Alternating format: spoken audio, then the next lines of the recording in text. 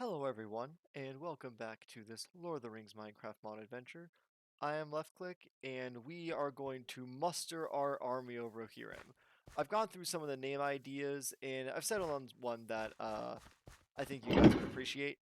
Let's see, these farmhands. I eventually want to sell some crops to these farmhands, but for now we are going to raise what I will call... Let me just see if I can get a good view of the army once I raise it. Of the Thunor-Feared. Now, the reason why I called it the Thunor-Feared is it is Old English for the Thunder Army, as it will be raised up by people just trying to defend their homelands, essentially, but because this is a cavalry unit, you will hear the thunder of their hoofbeats raining down on the battlefield. And it is called a feared specifically because the word for Thunor means thunder, and feared is a word that basically means a army of peasants, common people essentially, that have been raised to defend their homeland from their feudal lord. I think that's what the Rohirrim really are. Where some of these guys, yeah, they could be professional soldiers, but other times they're farmers, ranchers, people like that who are called to take up arms to protect their homes, and that's the spirit of what we're trying to do. And so, that is why I call them a feared. My thunder feared. So, let's hire some of them right now. We can get a Rider of Rohan and some Archer Riders. I do think that Archer Riders are very, very strong units. The thing is, they're 138 coins. I don't think we have enough to justify that. A typical Rohirrim warrior is only 57. So I think we're just going to go with the typical Rider of Rohan since it's only 1 coin more than a bowman, which is absolutely absurd.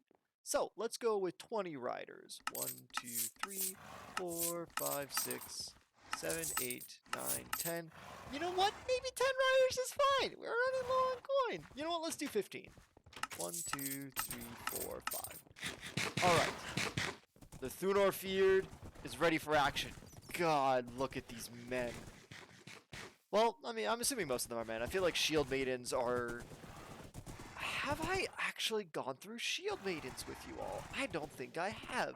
So, when you hire a unit, as you'll see, you go to their commander, you hire them, bada bing, bada boom, they're there. Shield Maidens work a little differently. Shield Maidens you find in Rohirric towns with a mead hall, and they're outside the mead hall, and you'll see that they are women who have long hair and they're wearing Rohirric armor. And what you do is you do a quest for them. When you finish the quest, boom, they are part of your army. It is so cool. And you get an achievement for it, I believe. But our Thunor-Feared is now raised. Let me get a look. Let me get a look at these guys. 15 of them. Yeah, you ride to glory. This is exciting. I think we could train them up against a few Uruk-hai. What do you say? Well, we need a horse to ride out with them, I think. And I think we should maybe upgrade our Rohirric coif to be a true piece of art. So we're going to need some leather. And do we have any leather? Can I make fur into leather? No. Crap, we don't have, like, any leather. Well, crap, I was going to make myself a martial coif, kind of like, where is he? Like this guy here. I was going to make myself one of these helmets because I really like the way these helmets look, but I just don't have the material. What you need is 2 gold nuggets and 2 leather in order to upgrade a Rohirric coif to a martial coif. But that's fine. We're just going to steal one of these horses. Don't mind me. Is this guy particularly fast? No, he's actually kind of slow, believe it or not. Nah, I don't want this guy. He's a good horse. He's strong, definitely. He's got basically a bar and a half of health. Now this person, this horse is a fleet steed right here. Excuse me, thank you. Let's get out of here. The fleetest steed of Rohan. I'm not just choosing them because they're white. I'm choosing them just because they were the closest to the entrance, alright? Trust me on this. Alright, lads. Let's get out of here. Let's go see what Uruks have in store for us. Fucker. Oh, it's a berserker. Oh gosh, this berserker might mess up our people. No, they absolutely won't. Well, maybe. If they split our party, they might focus on only a couple of the older soldiers. Yep, Aowold. Bam. Aowold went down. Alright, maybe these riders, they really need to be in groups. We may have to kill Aowold's horse and take his armor. Leold is also down. Good lord, these riders are actually kind of crap. Especially against berserkers. Well, you know what? Not a great first impression, I will admit. But hey, you know what? You'll get better with age, right? I mean, you have spears. Maybe if I give you guys long spears, if I give you a little bit better armor, maybe you'll work out fine. Because you guys were expensive. I don't want to waste my money on you. I mean, some Gondorian levy men took out some Mordor orcs, and you can't handle Uruk-hai berserkers. Those are definitely not comparable. Uruk-hai berserkers have like twice the health, full of armor, and they're taller, and they have those wicked berserker swords. So honestly, not a great comparison. I'm sorry. But I'm taking you guys home, so you can meet up with your squad mates. We can go there in a minute. In the meantime, let's see if we can find some Uruks that aren't berserkers that you can try and beat up. Let's see if that can happen. I don't see any at the moment. It is nighttime though, so this is the best time to do so. Alright, if you guys are gonna be my shock troops, you're gonna have to move faster. Come on. Ride like the whips of your masters are behind you. You know, just like these Uruk-hai. You gotta be faster than them. And your masters are, you know, your lords, your king, Theoden. And he wants the best for you. Yeah, come on. Beat him up. Okay, they're splitting up. They're taking their targets one by one. Haramur, God, why do you guys suck so much? Maybe Doran or Neil's Swan Knights would have been a better option. Maybe. Oh wait, you know what? Elfhelm, you did well, honestly. That's okay. And you guys are going to combat again. Okay, you know what? This might be tough bringing these guys into Mordor. I mean, the Lossarnok Axemen, they stood their ground, fired their axes, and then when the enemy got close, they took up their battle. They threw the throwing axes, and then when the enemy got close, they got their battle axes out to finish them off. These guys, they just run in, no matter who the enemy is, and just, they don't use their spears to their advantage at all. They just run right up to someone's ass and just whack them, instead of trying to use their spears to their advantage. This might be why. This might be why we decided to side with Gondor instead. I don't know about these guys. They may not be all they cracked up to be. But you know what? Maybe they'll turn around. Maybe they'll turn around. Where's our horns of command? Are they... They're not in a nature pouch. Where do we put them? I keep forgetting where I put all our crap. No, not equipment. Treasure. Here we are. Okay. Lads, we are going to go back to my home. You'll go to your home base, where you can chill for like a little bit, until I raise a few more units. So, let's bring you guys the Thunarfjord, which is 3 members shorter. 12. You know what? Hey, you know what? 12 is an auspicious number. It's 4 times 3. 3 being a very balanced number, in my opinion. You have a trifecta, you have the Trinity, clovers come in 3s, good things come in 3s, as, you know, the sages have said. Oh, Lossarnok Axeman has already been abusing some orcs. Wow. Have they already been beating up people? Dude, you guys are holding it down. Alright, let's bring our cavalry unit a little bit further away. Here, you guys, well, take care of whoever's over there. Oh, Gale thing, yeah. Yeah, you guys, you know what, you'll be on the, is this the east? Yeah, you guys will be on the east side of Farmon's grave. Towards the rising sun.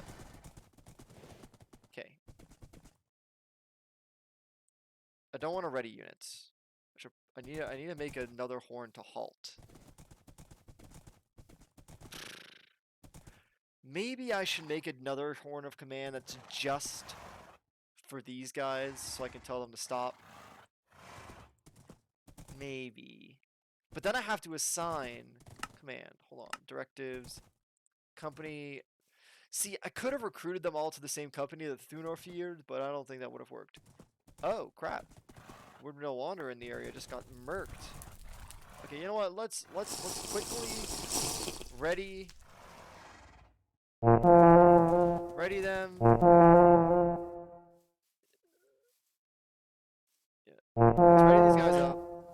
And then, yeah, so they can all mingle, so they can all get to know each other. Axemen and Rohirrim combined. There you go. See, you two are not from many different places. That's okay. And you got some Rangers of the North coming here for their conquest, I guess. Does Gongar Oh, wait. I was going to say maybe they spawned here out of conquest, but they probably spawned here just because, you know, this is their home territory and whatnot. That's fine. Let's see. Let's put our scroll away into our in scrolls. Here we go. There we are. And now that we have these units, we have our cavalrymen, we have our shock troops. Now I think we need our long-range engagement. We need our archers, and I think what better place to get archers from than the Rangers of the North? I think we owe them a little something. Or maybe we could go to Gondor and get some Rangers of Ithilien. The problem is, I don't think I remember where the Ithilien Rangers are camped. I don't think I remember a location of an Ithilien Ranger camp even. We only have 970 to spare. But I don't want to buy cheap units. That's the one thing I want to avoid. I want to avoid buying cheap units because they, as you can see, they don't have good equipment or good weapons. They end up falling quickly under pressure from, especially from better armored enemies like the Black Uruks we're going to face in Mordor. So, maybe we'll, out of respect, yes, out of respect, even though I thought we might do some Doran O'Neill Swan Knights, or maybe just some warriors, some fine Gondorian warriors, I think what we should do is we should at least reform the Farmon Corps from Dale. Go to a Dalish fortress and hire units from them specifically. However, it's going to take some time until we can go there, so in the meantime, we can train these guys up a little bit. We can do some quests. Let's see. What quests do we have for the Rangers of the North? Gundabad, Angmar. Okay, we can easily get that done while we're around here. So what I'm going to do is I am going to open up this gate. And I'm going to let out this white horse we just got from Rohan. Because I don't think... Yeah, I think this is pretty expendable. And I'm going to equip my both my horns of command to make sure that we can have full access over our troops. Ready up, lads. We are taking on that unit of orcs. Go get him, Rohirric. The Sarnak Axemen are going to engage as well. That's good. Let's see who's doing their work first. You can see that these guys, when their weapon changes from the battle axe to the throwing axe, you can actually see that happening. They got on fire because they went into Farmon's grave. Let's get out of Farmon's grave. Let's get out of that area. The fire is too dangerous for dumb, stupid AI. Come on. Let me summon the units. Come on. Get back here. Good. Everyone's here. Onward. There is a orc camp over here, or is that a ranger camp? I don't remember. Let's go see. Come on, lads. Let's help these rangers out by clearing out any outposts they might find. Oh, wait. No. It's an orc camp. Alright, lads, charge! Go get them. Wow, these Rohirrim go straight into battle. I can definitely rely on their bravery, if not necessarily their skill. Also, their, insane detection range. But the problem is I don't get alignment when I get kills with the Rohirrim. Maybe that's why I should have stuck with Gondorian units. Excuse me, why are you going into combat when you're low on health? Sir, I appreciate your bravery, your valor, but this ain't the place, man. There's time and place for valor, and this is just a home guard thing. You don't have to go 100% Death! Now for wrath! Now for ruin! And the world's ending! Every time you go into battle, man. Like, you gotta think a little bit tactically sometimes. I know it's epic to go into the fray ready for death, but I mean, come on. You should be ready for victory more than anything else. I mean, that's not to say that you should always, you know, retreat when victory is not at hand, but discretion is the better part of valor, is I think the old saying. Let's take care of these archers, because archers will be the biggest threat against our tanks until we hire archers of our own. I think what we're going to do is we're just going to hire some standard Gondorian archer soldiers to counter people like this. Wow, our Lasarnok warriors are really doing work. I'm proud of them. But what was I saying? Yeah, we should hire some archers. I think that's what we need to do. Ranged combat. We could hire maybe some Dalish longbowmen. We might have enough coin to get some Gondorian just soldiers, just as some support infantry, and then going in with some Dalish longbowmen. Because I think Dalish soldiers, they don't have great armor to protect them. I think we noticed, I think it's made of a mix of leather and iron rather than just pure iron plate like Gondorian soldiers have. And although Lasarnok axemen, I think, also don't have full iron armor, though they might, I don't remember how to make Lasarnok armor. I think what it is it might just be on a Gondorian crafting table. It might just be like leather and iron mixed together, or that could be Lebanese armor. I gotta remember, because that's important to know. It could just be metal armor, with, like, full iron with a piece of red dye, and then boom, that's what they need to do? Or maybe that's the Pelarga Marines I'm thinking of. Because the Marines of... down here. Where is it? Like, the Marines in, like, this area. Yeah, this area of Gondor that we saw. Those guys, I think their armor is made 100% of iron. And then just, you add a piece, you add a teal dye item to it, and then boom, you're left with your Pelargri armor. But I think Lasarnok does not have what we need. You know what, let's bring these guys back. Let's bring these guys back home, because now we're in the Barrow Downs, and that's kind of spooky, and there's no Gundabad orcs here for them to train up against. I thought there would be, but I guess I'm wrong. So let's bring these guys back to my home, and then from there, where to go? We could just wait at the fast travel timer, and then go hire some Dalish longbowmen, or we can go to Fairfell. I know that Fairfell's... oh, hey. Do a chest plate. We need that for our armor collection. And orc steel, man, we can take that. No, we don't have any orc steel in our treasure right now, but that's fine.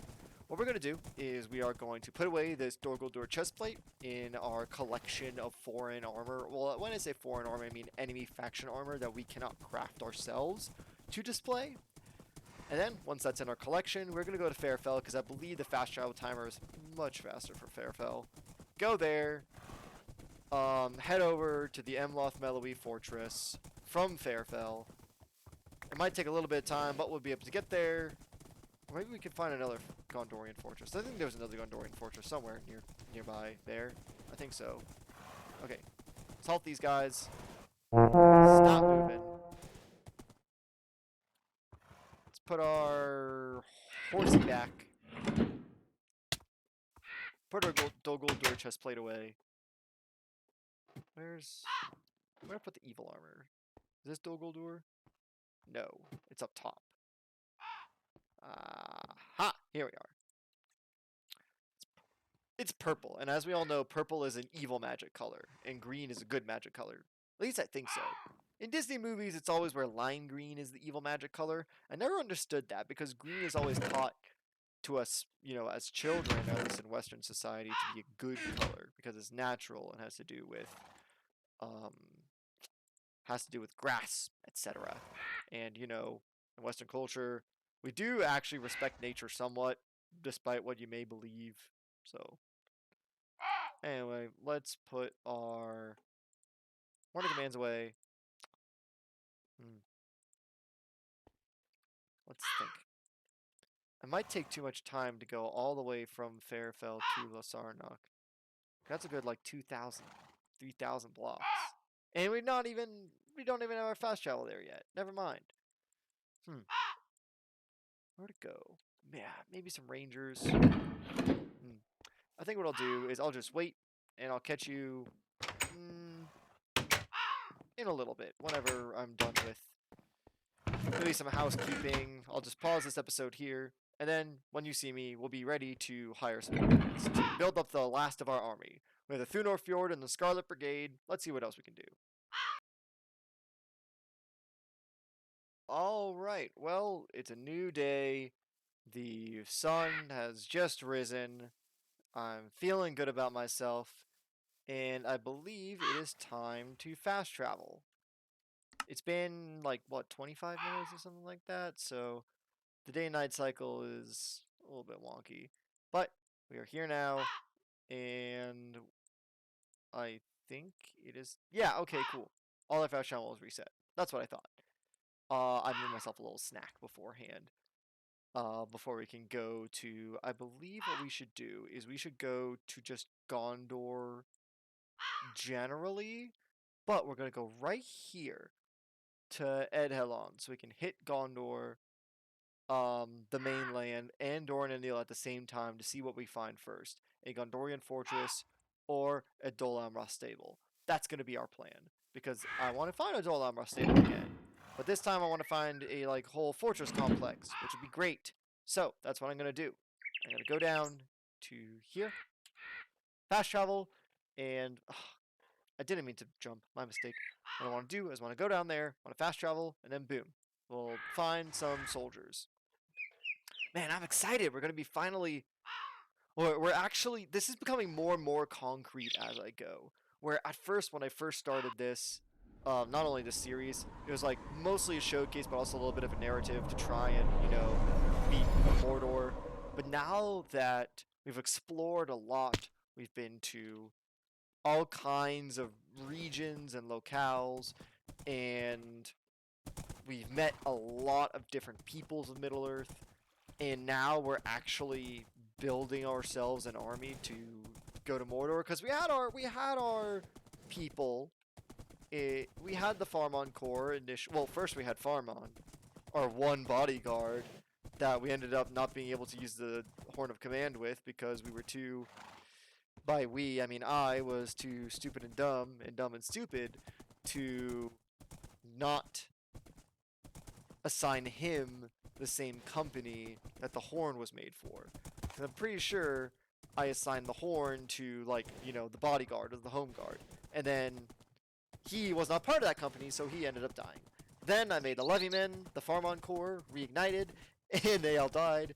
But now we're going to make a sizable force that can easily hold their own. Well, not easily, but they can at least try to succeed against the forces of Mordor. Okay. I think when we cross right here into Gondor, this region right here is when we're going to start basically skirting the border between Doran, Arneel, and Gondor to see if we can find a fortress either way. That's what we should do. But until then, we're just going through trees where not many fortresses are. At least I don't think so. Last time we saw a Dol Amroth stable, it was in the middle of plains, which makes sense if it's for horses and stuff. Alright. Well, while we are riding, I think what I want to... I want to clue you in on some of my plans. So, what I want to do when we eventually get to Mordor is, first off, I'm going to put them in my base in Dagorlad. But then I want to fast travel to that Uruk fortress I had and set up banner protection there. This is something that I have not been doing for almost the entirety of this playthrough, that I haven't even thought about, because usually when I do banner protection, it's on multiplayer servers to prevent people from griefing my builds.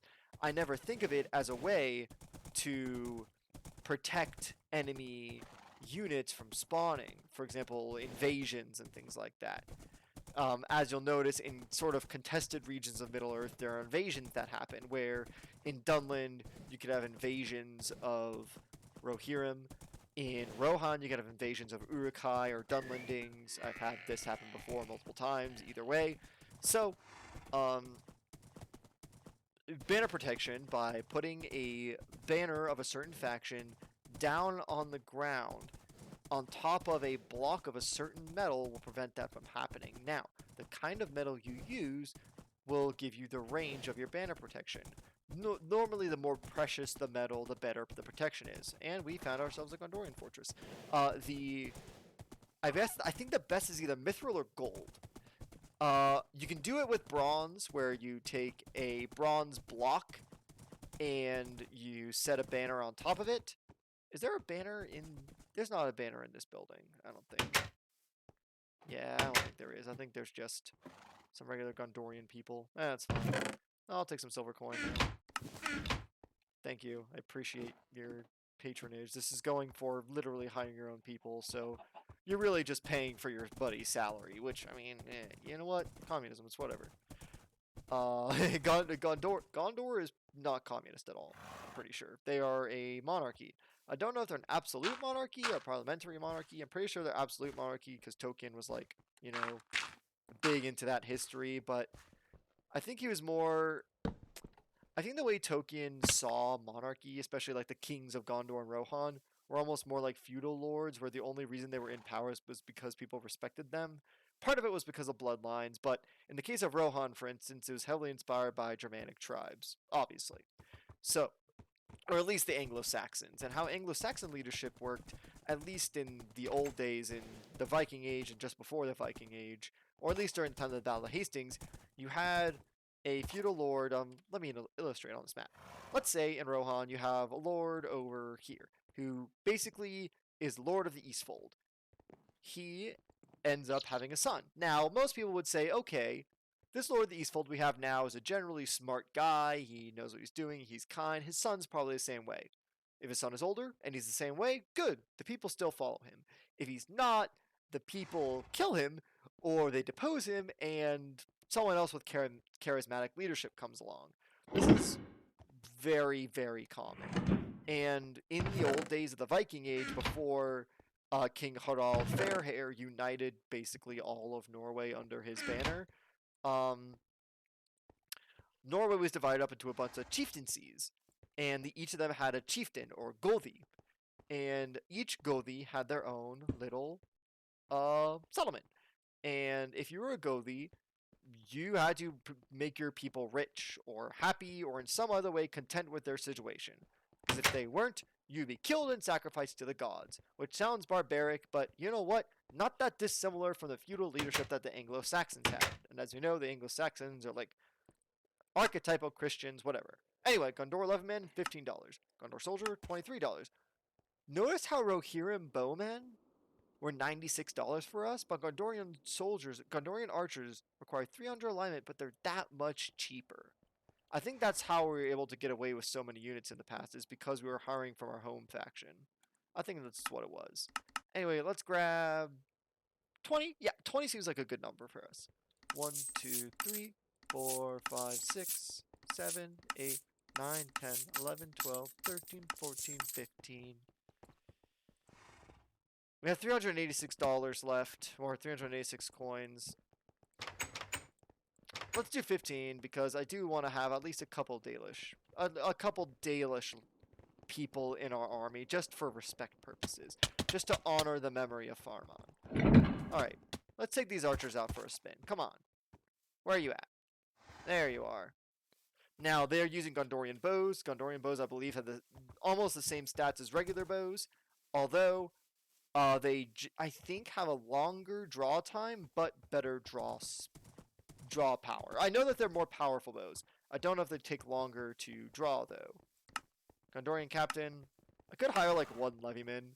Just deck him out in full armor and be like, alright, lad. Go get him. Try your best. I'll make him blend into all these soldiers and they'll never know what hit him. Pipeweed plant. Oh, wait, why am I declining? I have pipeweed plant at home. That's going to be the easiest quest ever. I should definitely do that. Okay. We got archers now. That's good. Now it is time to wait for our fast travel timer again so we can go back to our Honorian home. Because it is in the middle of the day, so we cannot take these guys back. I believe there's some Athlas over here, though, so I'm going to grab that Athlas, and then we are going to regroup all of our armies together and keep them at our home until I put banner protection over that Uruk fortress, because if that Black Uruk fortress does not have banner protection, there's no way these guys are all going to survive. There's going to be so many issues. And so I stole this Banner of Gondor. I'm going to get a block of gold from home, and I'm going to set it down at that Uruk fortress.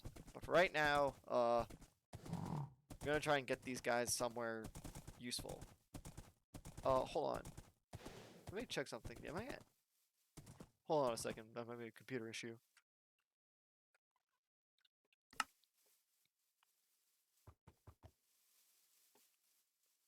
Computer issue is fine. It just seemed like it was taking up a little bit of a high CPU amount, so I messed around with some things. It's all good. It's all good. It's all good. But there's not a lot of things to train these guys against.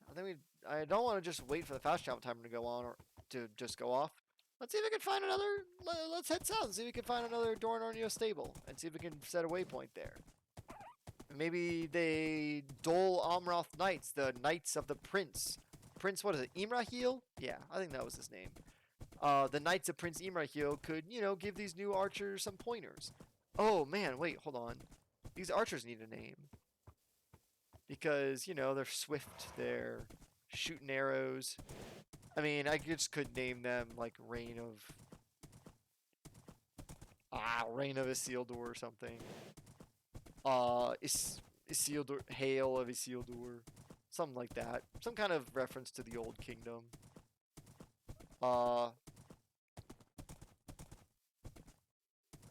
Leaves of the White Tree, Twigs of the White Tree, something like that. Something to do with the White Tree, I think, would be good too. The white saplings. They're like white trees, except very small. Oh, that'd be cute. That'd be cute. I just call them the saplings. The roots. Well, we already have the Blackroot Vale and the Blackroot. Now, here's the thing. Blackroot Archer already sounds really cool. I think anything with black in its name already sounds cool. Like, as you guys probably know, I'm a huge fan of For Honor, and Apollyon's Legion is called the Blackstone Legion. That just sounds dope. The Blackroot Vale, it sounds kind of cool. But white stone, white tree, it doesn't have the same ring to it as something that's black, because I think blackness, because of darkness, it implies unknowability, it implies mystery, and therefore it maybe implies strength and exclusivity. That's the word I'm looking for. If something is very mysterious, you would figure that if you're part of it, it is something very exclusive, only reserved for the elite. So, I think that might have something to do with it. The allure of being part of, like, a Black Ops unit. Which, I guess that might be where it came from, Black Ops. Hey, you know what? Maybe we learned something today. Or maybe we didn't. I'm just making shit up now. Because that's what I feel like doing. Let's see if there's any coin in here, because we are in desperate need of it. Excellent, there is. And there's leather, which means I can upgrade my Rohirric coif. Give me a second. I need 2 gold nuggets. And I don't have a Rohirric crafting table with me. It was absolutely useless anyway. I am a dum-dum. There was a Rohirric... there was a Rohirric crafting table back in Rohan, but not here. There's some Swan Knights. I love the way they look. Gosh. Full plate armor. Wings on their backs, looking like the winged hussars of old. And I already went on that rant about the Siege of Vienna back when we actually met the Swan Knights for the first time. So, I will spare you that again for now. You know what? When we get our fast travel back, obviously we're going to bring these guys back to our Arnor Tower home, wait again, and then head to Dagorlad. Or, no, head to the gap in the Mordor Mountains where the Uruk Fortress is, so we can lay our claim to there. But after that, do we bring our units straight there? Do we try and add more banner protection? These are questions that I haven't considered yet, considering how, nebulous this idea of bringing troops to Mordor was. And part of me wants to assign different horns to different units so that I can have, you know, the Rohirrim just charge in, and while they are, I'll have the archers go around from another side. But at the same time, that splits up my military force, and that is not good, especially when we saw what happened to the Rohirrim when they split up against Uruk-hai. So I think what would be best is if we... Let me just make sure I'm going the right way. Ah, man, we are covering ground. What I think would be best is instead if we had basically all our units go at the same time, just like a horde of hostiles, because we know that when a large group of diversified units comes at me, for example, when Black Uruks, Black Uruk archers, Mordor orcs, and Mordor wargs are all coming together in one group, it is very hard to deal with them. Or at least harder than if they all came in piecemeal, or one at a time. And that's why, you know, funneling is such an effective strategy against the AI in this game. Because all you need to do is get them through like a single gate or doorway, and they can only come at you one at a time. And so you can't have archers attacking you from multiple angles, because if they're lined up one at a time in single file, they will actually body block each other from hitting you with their arrows because their bodies will be in the way. So you never have to worry about it, which is fantastic. Maybe we should get out of these woodlands if we want to find a fortress. But, yeah, maybe we should. Alright. You know what? I think what was something I should mention is the armaments of our troops. That's something else I haven't considered, because although I know that for me, long spears are basically the most meta weapon in this mod because they have range and damage, and when you have enemies that attack more quickly than you, or enemies that attack you from multiple sides, being able to isolate them by knocking them back with a long spear is essential. But the problem is, I don't think the AI are smart enough to do that, because as you saw with the Rohirrim, no matter if they had spears or swords or what, they went in close as they can to start attacking. So that's why I think another reason that the Imloth Meloi, the Lossarnach Axemen, succeeded so much is because they have not only the AI programming to start with throwing axes and then go in with their battle axes, but battle axes are a weapon that deals the best damage when you hit only a few times, where you're not spamming attacks. Many players, especially players who are coming over from 1.710 or versions before, I think 1.12 was the combat update in the main game, is where if you spam left click you will win. Where you just spam left click and every attack hits and it'll do the same amount of damage no matter what, so you just spam left click and you win. AI don't do that. AI go forward, they hit an attack, and they have like a sort of cooldown. Part of that has to do with the cooldown of the weapons that was introduced in this mod, and I think we found a fortress. Not a stable though, but a fortress. Maybe we could hire some knights on foot. That could be useful. The heavy armored shock troops to supplement the Lossarnach Axemen. That could work. And they have their own shields. You know what? Yeah, that could work. You know what? I'm gonna do that. Where's the commander? Hey commander! Hey commander! Commander, where you at? There you are. Hire. Man-at-arms, archer, swan knight. Pledge to Gondor. Yes, I do need to pledge to Gondor, and I am. Mounted swan knight, 58. I need 400 alignment. I definitely have some. Dol Amroth Banner Bearer. I think I do want a couple of these if we're getting these 58 coin Swan Knights. This elite of the elite unit. 58 coins, although these are 40. And they have spears. Maybe they should be on foot. Maybe this should be our... we already have Rohirrim. You know what? Hold on. Come back here. It's only 18 more coins for a horse. I don't know, man. And also, they don't necessarily have spears. It's a random chance. But we know that their horses are armored and that they're well armored. Ah, decisions. You know what I think we're gonna do? Yeah, let's get some Swan Knights. Like whole ass 100% Swan Knights, and it's gonna be the last of our coin, but our army will be complete. Mr. Forlong, I request your mounted Swan Knights. 3, 4, 5. I'm just watching my coin go down the shitter. 6, 7. We only have enough for 7. 7 is some people's lucky number. I know it's Mick Thompson's lucky number. If you don't know who Mick Thompson is, I am ashamed of you. Not necessarily. I'm just kidding. He's just a musician I really like. He's in the metal band Slipknot. If you guys were metalheads or emos in the early 2000s, you know who they are. Masked men wearing, well, yeah, they're wearing masks. They wear jumpsuits. They don't go by their names. They go by their numbers. And Mick Thompson is number 7. And he is a very technical guitar player. He's very large, very powerful man, but also really soft-spoken, really chill. I enjoy him a lot. Anyway, look at these Gondorian soldiers. All right, these guys will be basically the... I don't know if you can tell, but I am chef's kissing right now. The creme de la creme of our units. These archers and these swan knights. These elite cavalry. These will be the people that will go straight into the heart of Mordor. With the Rohirrim, the Lasarnok Axemen shock troops with them. These guys are our... These are our wings. You know? These guys are the wings of the War Eagle.